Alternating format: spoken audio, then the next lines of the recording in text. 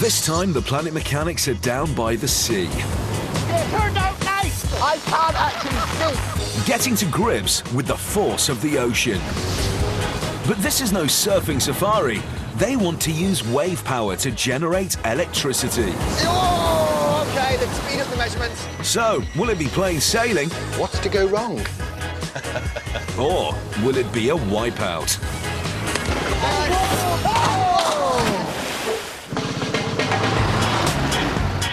Dick Strawbridge is an ex-army officer turned eco-warrior.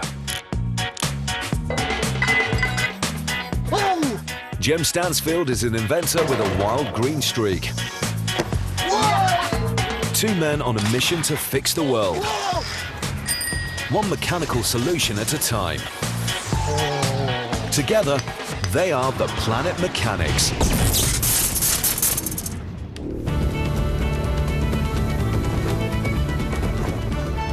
Dick and Jem's eco-engineering trek around Europe has reached the Emerald Isle. This is glorious. That's my picture of Ireland. Travelling in their trusty horse truck turned mobile workshop, they've come to County Clare on Ireland's west coast.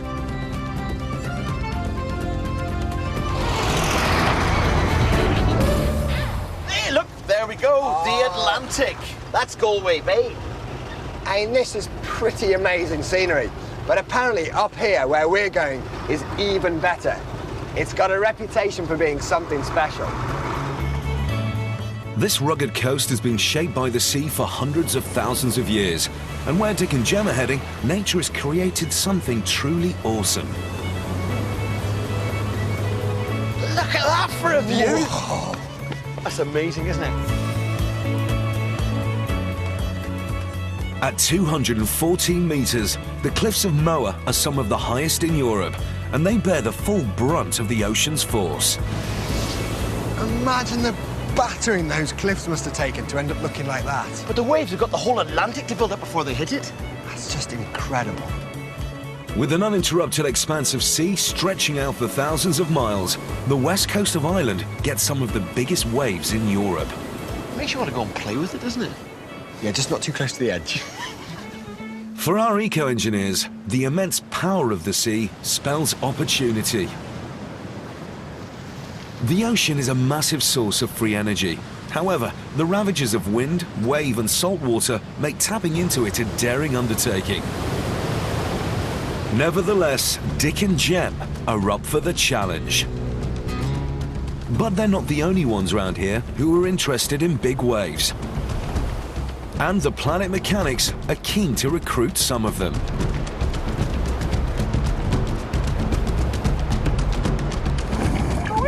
Meet Keith and Rosy.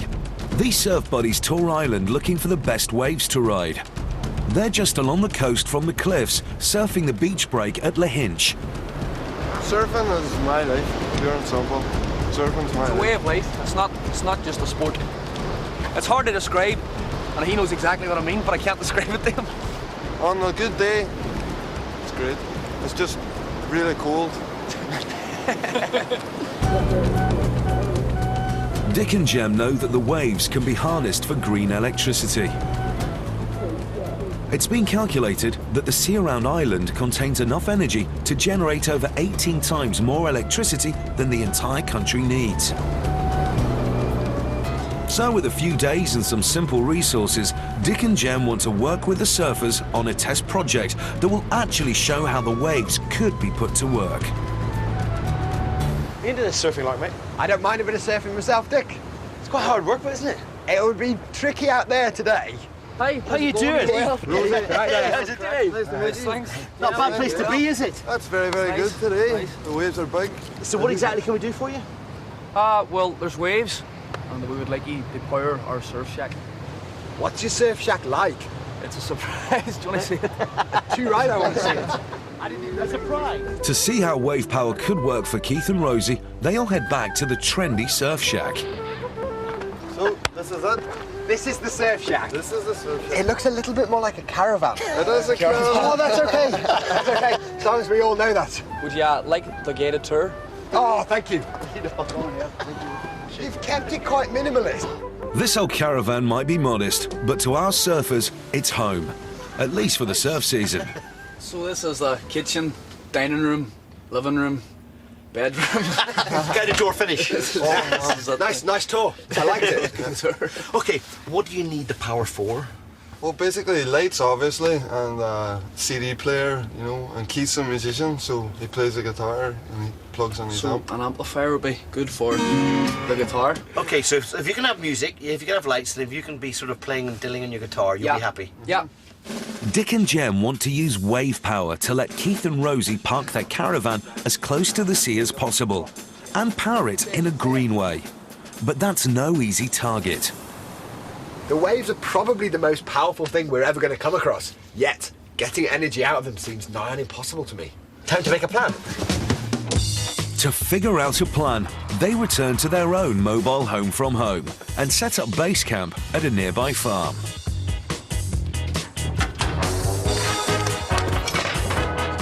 Once, this was a livestock transporter. Now, it's a fully equipped, environmentally friendly workshop. I have it. With biodiesel in the fuel tank and wind and solar power for the tools, it's got everything they need. Keith and Rosy were really cool, and what they want in energy requirements, I don't think's asking too much. Yeah, but the fact they want to get energy from the waves, that's difficult. With so much free energy on offer in the ocean, engineers have been trying for many years to harness it. But the destructive force of the sea has wrecked many a design. There is no established wave energy converter out there. I think we need a stack of experiments. Should we go to the lab? Yep. Because no one design for a wave-powered generator has emerged as the best, Dick and Jem want to look at some of the strongest ideas.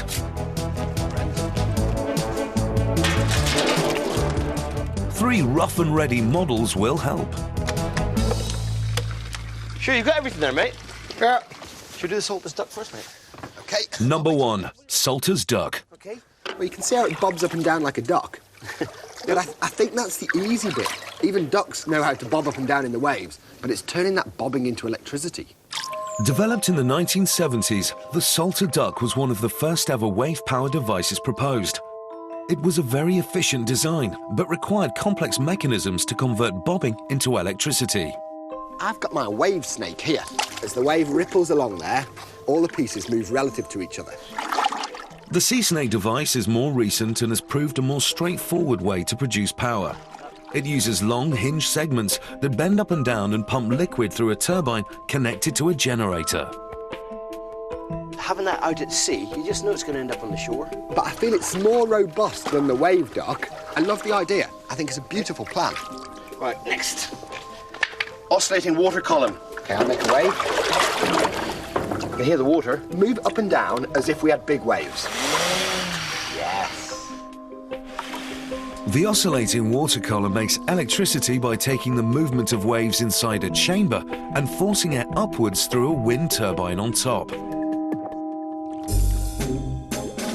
All three of these wave energy converters could work in the seas off Western Island. So to select one and pinpoint a location for it, Dick and Jem revisit the shore. But no one's told them how quickly the weather can change around here. It turned out nice. Look, our bath just looks like the most ridiculous representation I've ever seen. That is impressive. I can't actually see. Right, there's no way we're going to anchor anything out there and make electricity, mate. Look, I can't even stand here for very long. The conditions only a short way offshore are wild. It's simply too fierce to even consider anchoring a structure out at sea. Dick and Jem may be out of their depth. We're going to have to go to the shelter. There's a pier over so here. more Let's have a look. shelters. With the Atlantic Ocean giving a mere glimpse of its strength, Dick and Jem can see why harnessing wave power has proved such a fiendish challenge. But this more sheltered harbour wall has given them an idea. There's no way we're going to anchor anything offshore, is there? That looks closer to being feasible. The way it's sucking up and down the wall, it really lends itself to one of those oscillating water columns. Should you have a close look and see where we can put it? Yeah. They think an oscillating water column, like a giant version of the bucket with the fan on top, could be bolted to the concrete pier and be the best way for them to turn waves into electricity. However, taking on the Atlantic Ocean in October is going to test them to the limit. So they need to come up with a design that really holds water. Back at the horse box, a plan is emerging. If we're going to use an oscillating water column, we need a big tube for the waves to go up to oscillate. Yeah. Now I've seen the size of the bath we're going to have to put it in. It shows us the scale we're working on. So our starting point, a big tube. Okay. They want to attach a large vertical pipe to the pier wall, but it's going to need firm fixing. A phenomenally strong steel frame bolted to the side of the pier. We need a funnel on the top. The funnel at the top is going to allow us to have lots of speed in our wind, isn't it? Put a turbine right there in the neck of the funnel. Yeah. Starts generating the electricity.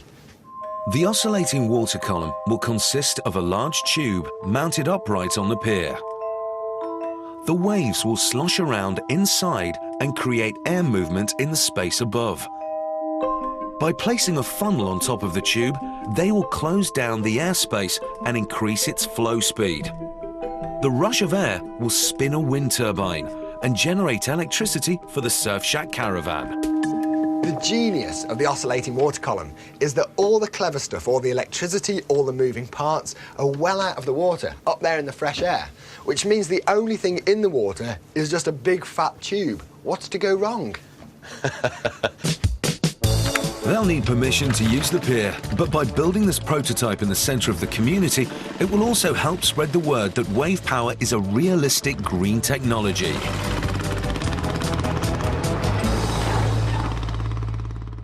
Later, with the full go-ahead from the local authorities, Dick and Jem head to the pub to pitch their plan to the surfers. The waves here in Dillon get really big, but will that invention withstand the power of the waves? How bad does it get? Really bad. Yeah. It's nice and positive. Keith and Rosy think the lads might have underestimated the force of the sea. Like, even when they're not big, they're still powerful. Though, other than it getting smashed to smithereens, have you got any other doubts? No, not really. That's the main thing. It has to be built like a tank. Right. Okay, Jim, I'll do for me. The surfers have serious concerns about whether the oscillating water column will last the distance.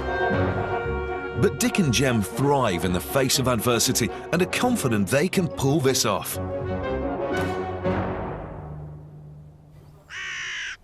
Next day, there's just enough time to conduct some last-minute research into waves. Dick and Jem want to experience for themselves the power of the sea. So they've come to meet Irish champion surfer John McCarthy. Okay, what's the surf like around Ireland then? Probably the best conditions in Europe today. Today? Is that good here? Yeah. What's the most powerful wave you've seen off this coast? The waves in winter time, when you get a big Atlantic swell, you can get 80-foot waves here. So, so we're not going to put you through that. Why not? We'll focus on the 2-foot waves today. What's the biggest wave you've surfed around here? Probably maybe 35-foot waves. The Cliffs of Moher, 2006. This is John showing exactly why he's a champion surfer. I'm sick of us being with people that are cooler than us. Why don't we hang around and make some computer college? Okay, hold on. When they get over that side, it's usually with a big storm and a big wind, so you don't really get a chance to ride them safely. And the likelihood of like a 40-foot wave coming in today is probably only 1 or 2%. I'll take them odds. The Planet Mechanics hit the surf.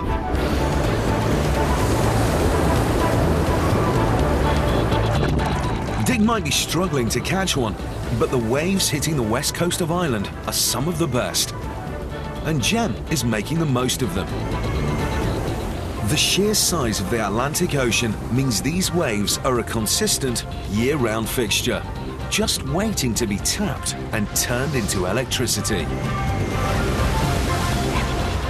Powering a caravan with a prototype wave converter could be just the start of what's possible here.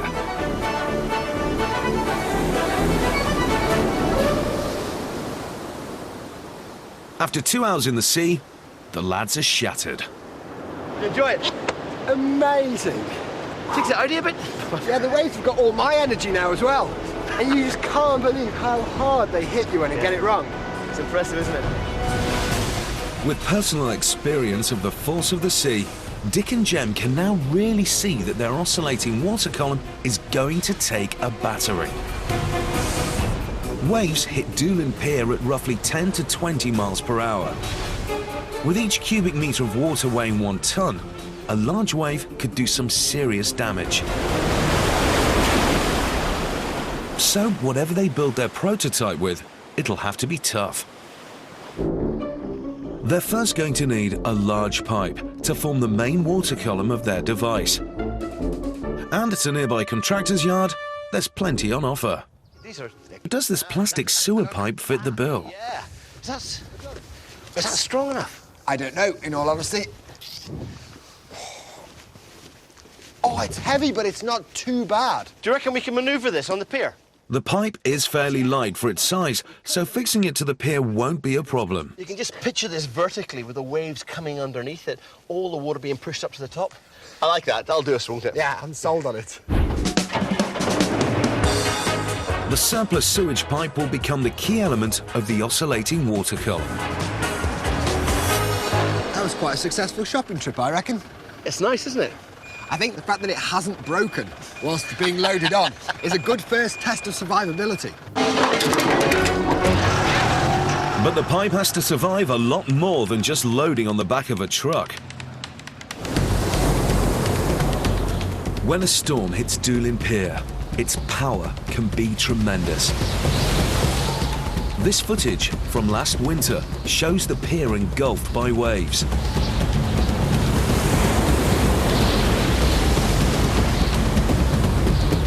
In the past, massive boulders have been thrown around by the sheer strength of the sea.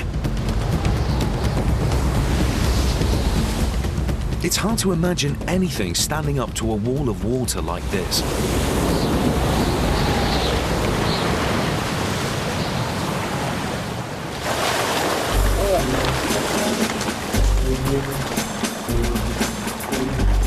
All right, that'll do it. To get an idea of the damage even small waves could cause, Dick and Jem are going to simulate a wave impact on a steel oil drum. Up there, I've got a ton of water. It's about to fall 3 metres. When it lands on that barrel, it'll be going about 15 miles an hour, which is pretty much a similar speed to a fairly meaty 1.5-metre high wave hitting you. So it's not even big. A great scientist. Yeah. Well, that scientist. bag, we need to find out what kind of forces we're dealing with, and this is the best way I think of doing it. With everything set, Jem's going to burn through the release rope.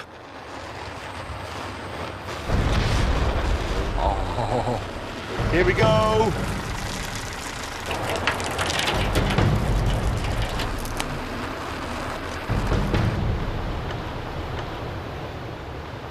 Here we go.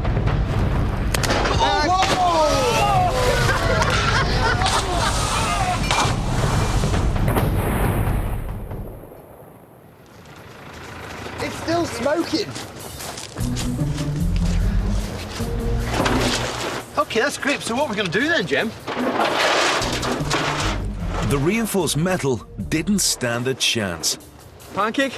Are we sure that the tube we want to use is going to survive? No. Having seen that, I'm a lot less sure than I was before we did that. I think it was well worth doing in that respect. No, it's worth doing, but what's it proven to us? That we've got a problem. Dick and Jem now have serious worries about whether using plastic pipe for their oscillating water column was the right decision. You know what we have to do now? We have to test our own pipe and see if it works. I know, but what if it doesn't? Using another piece of sewer pipe identical to their own, they repeat the test. Here we go. You ready? If the pipe is crushed, it'll be back to the drawing board. Let's go in. Any second now. Ready? Oh!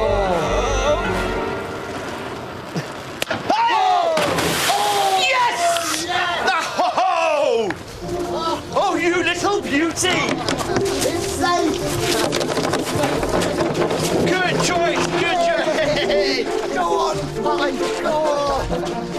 must admit, to begin with, it looked like it was going. It did, it flexed a bit, but it took it.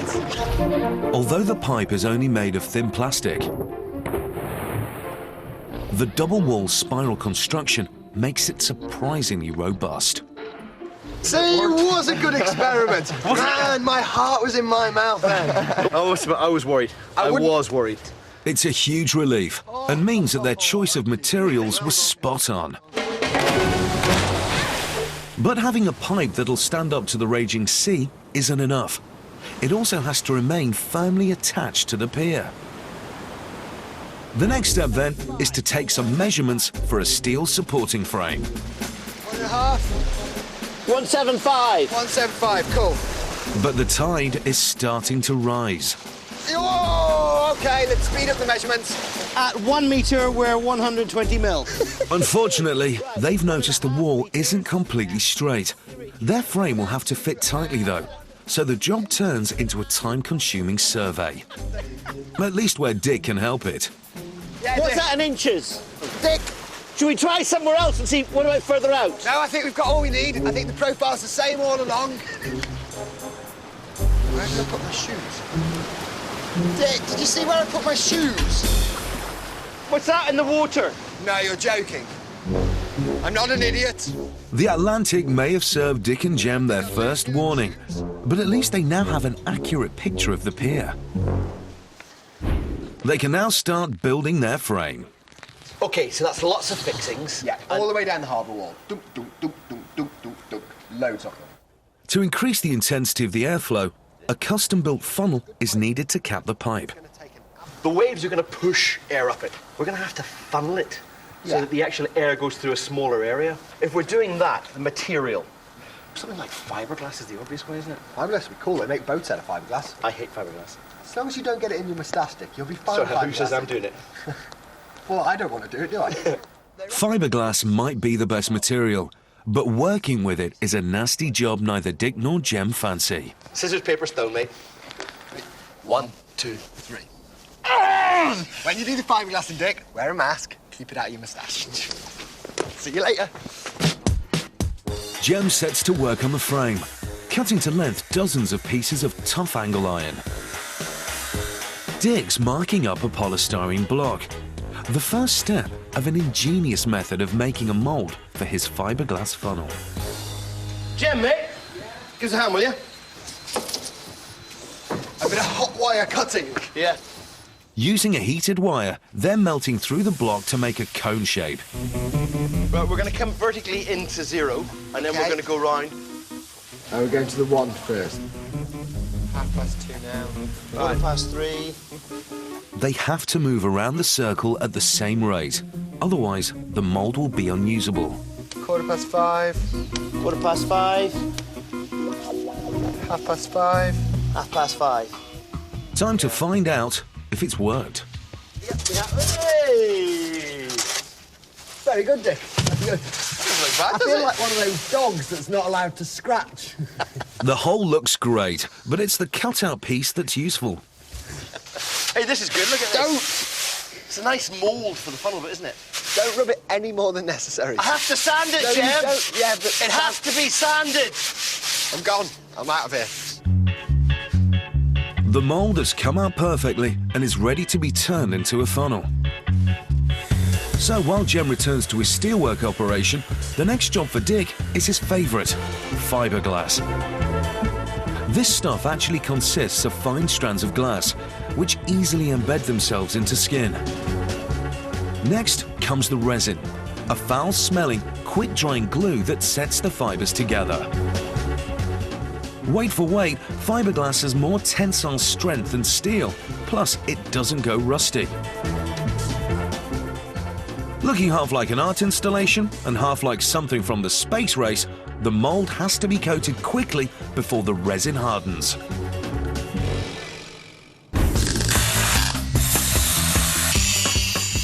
Meanwhile, back at Project Metalwork, Jem's getting stuck into a marathon of cutting and welding. As the pieces come together, the structure of the frame starts to become clear. That's substantial and warm. Yes. Right, OK, what do we do?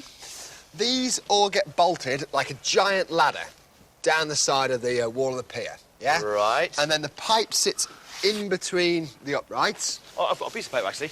This is part of my funnel. Yes, good. You can see it better now. All these are going to be tied together with big lumps of angle iron. Yeah. And the pipe's going to be held in it. Right. These fat straps. It's heavy. Getting this over the edge of that sort of pier wall is going to be hard. I'm going to stick this onto my funnel, and I'll come back and give you a hand, yeah? Thank you. 5 layers of fiberglass later, Dick's funnel is finished and ready for a weatherproof coating.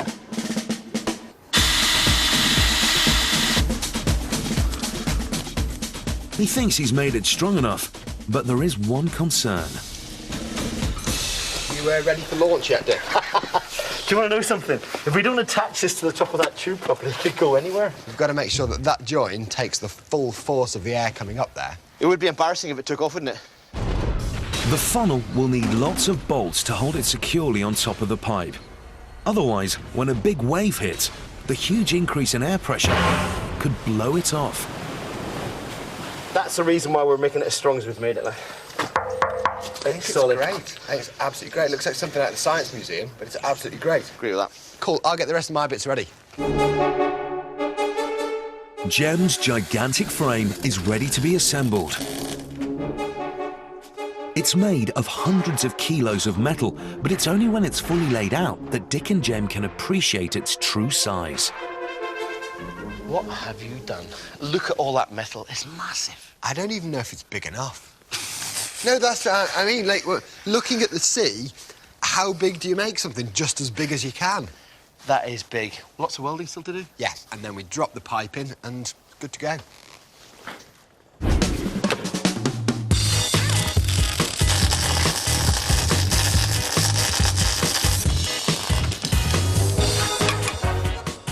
They want to complete the main structure of the oscillating water column and install it at the pier tomorrow. The plan is to get that out of the way before starting the parts that will generate electricity and be added to the top. So, with the pier reserved and a crane booked for the morning, will they finish on time?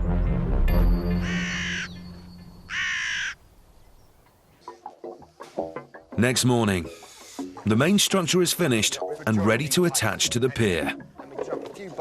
Surfers Keith and Rosy are here to help load up. With a big day ahead, a bit of brute force gets the mission underway. 1, 2, 3. Yup, Jem. Swing this on here. That could be the last time this thing's ever on dry land. It might also be the last time it's ever in one piece if the weather they had here last winter strikes again.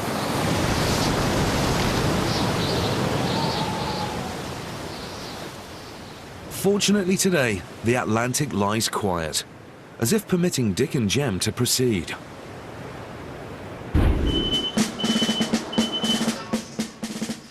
The operation rolls into action.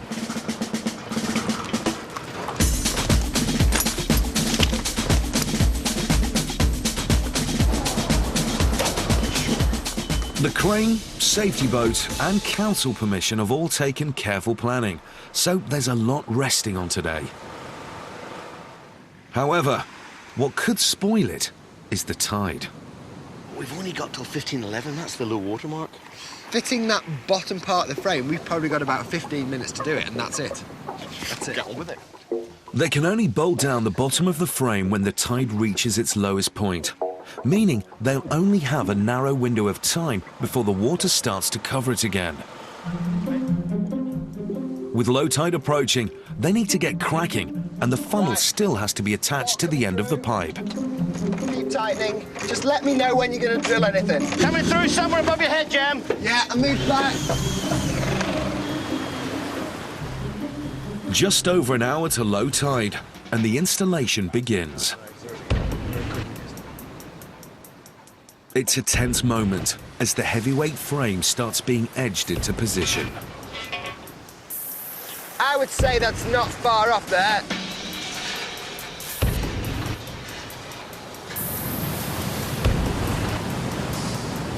Mind yourself, Jem, we've got the horizontals coming in.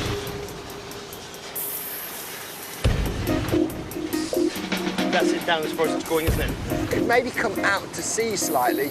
Right, so I want to go out that way, so up a little bit and out that way. Despite the time pressure, they can't rush this.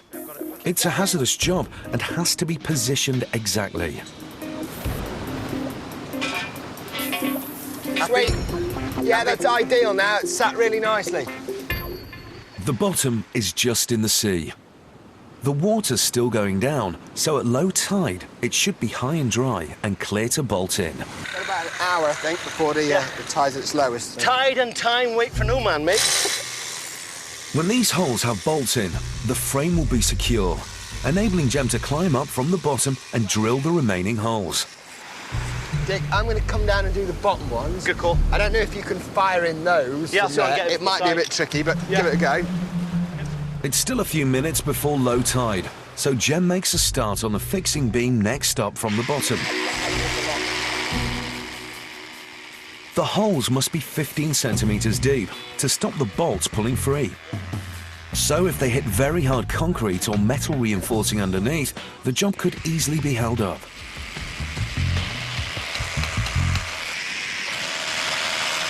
The next task is to inject an adhesive resin into the holes.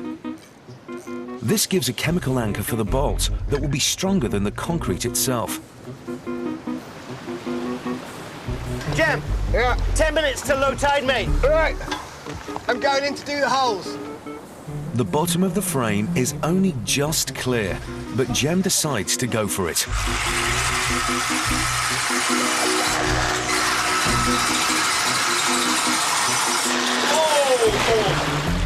No, it's just the water's just washing right over us. Minutes later, and it's officially low tide, but there's still hardly any clearance. They're right on the limit of being able to drill the holes. This is as low as the tide's going, mate. Like, can you keep an eye out for any big waves that come in? Just swamps the lot. Wave! Jem can't risk the drill flooding. It'll break and could give him an electric shock. Wave! That was a big one. Wave! Wave! Wave! Right, that's it. Well done, mate. After a frantic 5 minutes, Jem still has to inject the holes and set in the bolts. Luckily, the resin compound does work underwater. How are you doing for that tube that's nearly empty? Right, empty. Yeah, it's setting quite quickly, mate, so you need to get used.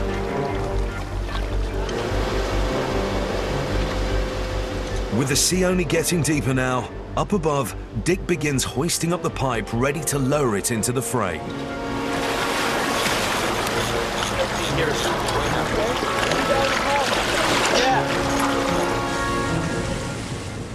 Not a moment too soon, Jem tightens the final bolt. Dick, that's it. Down and clear, Jem.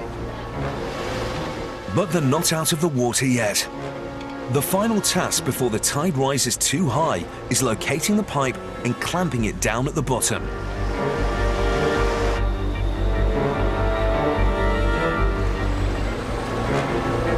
Right, we need to rotate it. It needs to... Hold on.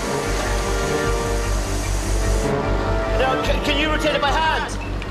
Yeah, okay. Oh, okay, like that. Okay. Right, you're pushing in. That's it. Good man. They've beaten the tide, and their impressive installation has drawn quite a crowd of local supporters. So once the pipe is strapped in tight, they can stand back and admire their handiwork. We were seriously lucky with the weather and things, weren't we?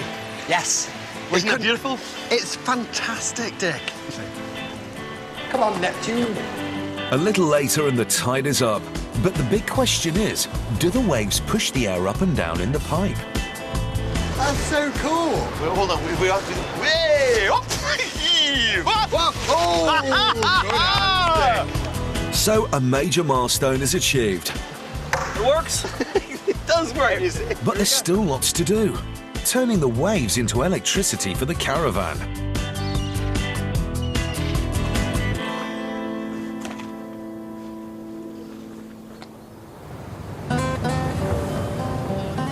Next morning, the hard work has paid off. The oscillating water column has survived the night.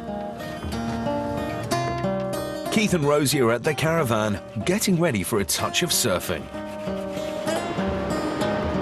But Dick and Jem can't afford to relax. They still face the challenge of getting their pipe to produce power. Right, we've got wind coming out of our funnel. Now what we have to do is we have to turn that into electricity. We need to scale up something like this that worked on the bucket. We can make some blades apart of steel. How long do you reckon it'll take? 10 minutes. Jem's going to rustle up his own wind turbine.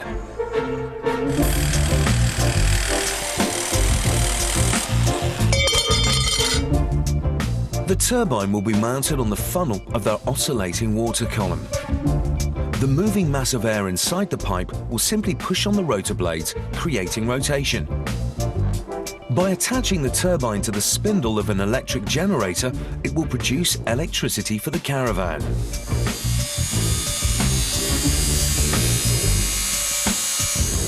By changing the angle or pitch of the blades, it affects how easily the turbine starts up.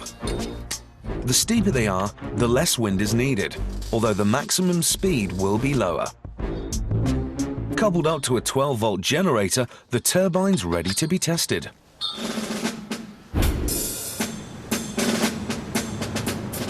That's nice. That's a nice wave. I reckon we would need about 8 meters a second to really spin up. We'll see what's coming at the end of our tube. This is quite exciting now, you know? It is. It's a bit of a big moment. When the turbine and generator are spinning, it'll charge a battery for the caravan. Question 1 then, will it spin? Hold it in there. Whoa! It goes, Dick, it goes! I feel like Dr. Frankenstein. That's amazing! Look at the size of that wave! Oh, come on. Here, hold on. It's encouraging stuff. But more importantly, is it making electricity? 4.45! Oh, minus 3.5! Oh, my plus 3! That's a screaming turbine! It's a fantastic result, and it's proof that their wave energy concept works. However, they're not getting the 12 volts needed to charge a battery for the caravan. The turbine has an inherent problem. You lose so much, though, as it swaps from one direction to the other, on the pull and the push. So you just get up to speed, you make good electricity, and then it tries to change direction. The oscillating water column not only blows air upwards, but it also sucks air down as the wave falls away. That means Jem's turbine is constantly stopping and starting up again in the opposite direction. What we really need, Jem, is I think we're going to need a turbine which goes the same direction when the air comes up and when it goes back in. Yeah. The difficulty is, where are we going to get one of those? I don't know, you're Irish, Dick. You know the lie of the land. Dick is referring to something known as a Wells turbine. This is a precision-engineered piece of kit that has blades which spin in the same direction no matter which way the air is blowing. By using one, they could hugely increase the electrical output of their water column. Trouble is, Dick and Jem don't have the resources to make one of their own. But as luck would have it, Wells turbines were invented in Northern Ireland. So Dick does some research. Belfast is about 10 miles from where I used to live. You make a phone call and you never guess what.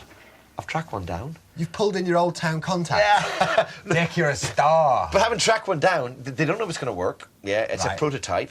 And they've got actual turbine blades. Yeah. While they wait for the Wells turbine, Dick and Jem have an extra project for the surfers' caravan, which could be adopted by outdoor adventurers everywhere. Oh, it says we wanted power, Fire, electricity. not a bike. Nah. You two need to get used to using this, all right? It's not that difficult, is it? No, you're fine. No, it's dead easy. There's helmets. While you're practicing that, we'll build something. There you go. The plan will allow Keith and Rosy to head to the remotest of beaches. A bicycle-powered generator for two.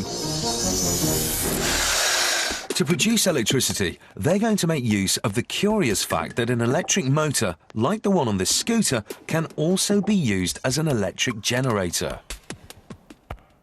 Generally, with motors, you put electricity in and get movement out. However, you can actually turn that idea on its head and put movement in and get electricity out. It's all hands to the pump building the bicycle generator. Keith's putting stunt pegs on the tandem.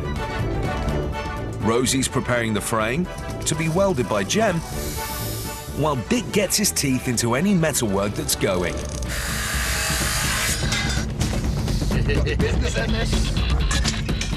And in no time at all, it's ready to test. Sorted. For the moment, they're connected up to a small bulb. Rosy, you know the rotor. It's your turn tonight. Yay! Rosy! Rosy, we're putting a cup of tea on. We won't be long. Keep pedalling. Almost everyone can enjoy caravan illumination. Rosy!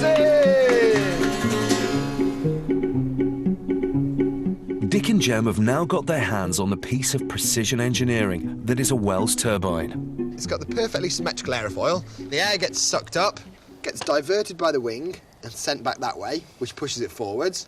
And then when it comes down, it hits there, gets diverted round and keeps pushing it forwards. The aerodynamic blades on the Wells turbine mean it only spins one way, even if the wind direction changes. This is a snapshot of a spinning blade, with wind coming up from the bottom. The blade divides the airflow disproportionately, so most of it travels back along the underside. Because only a small amount of air goes up around the front, the blade is pushed forward. If the wind in the pipe then changes direction, the top of the spinning blade now experiences the disproportionate flow. The turbine will continue to spin without stalling, generating electricity continuously. What's also useful is the turbine's close fit inside this tube. With turbines, obviously, like, if they're close to the edge, they're very good. If they're pretty much touching the edge, they're brilliant. Jem sets to work modifying their generator so the Wells turbine will fit onto it.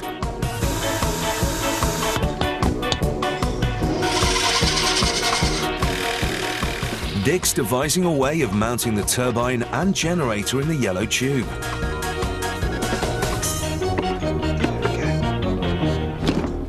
Go and fit it in the pipe. Get down the pier with it. It's time to fit the Wells turbine and generator to the funnel. This is a make or break moment. Will the airflow spin it up or blow it off like a cork?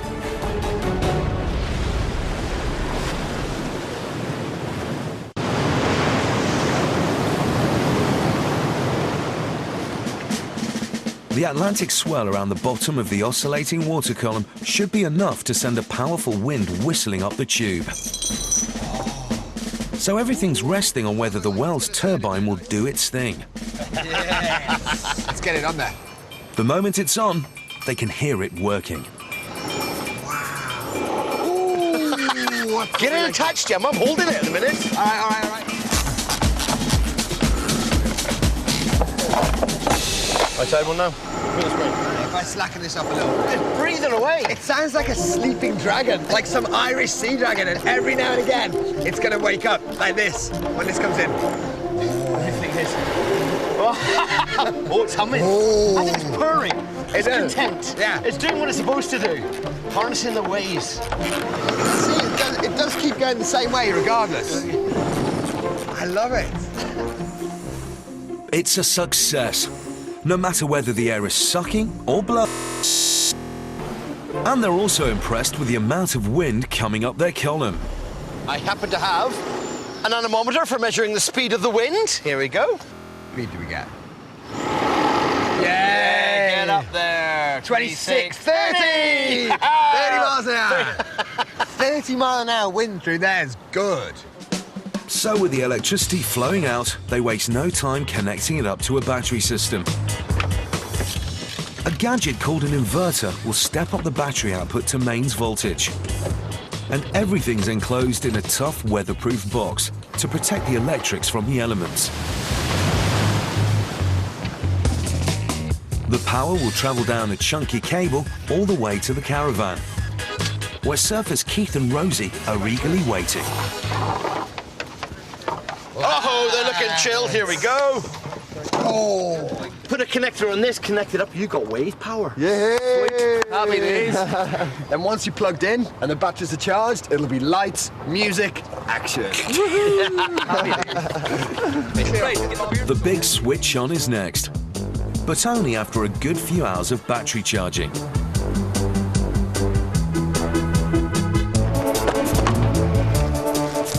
As the sun goes down, it's time to get ready for the test. We're on the case. Pull it your way, Jem. Yeah. The moment of truth. Will the oscillating water column have produced the goods? We've now got power at the end of this cable. Is there enough juice to light up the caravan? Do you reckon it's going to work? Yes! I reckon it will. Get it in there, Dick. Here we go. Who's in there, like? Oh! Here we go. You haven't left the gas on, have you?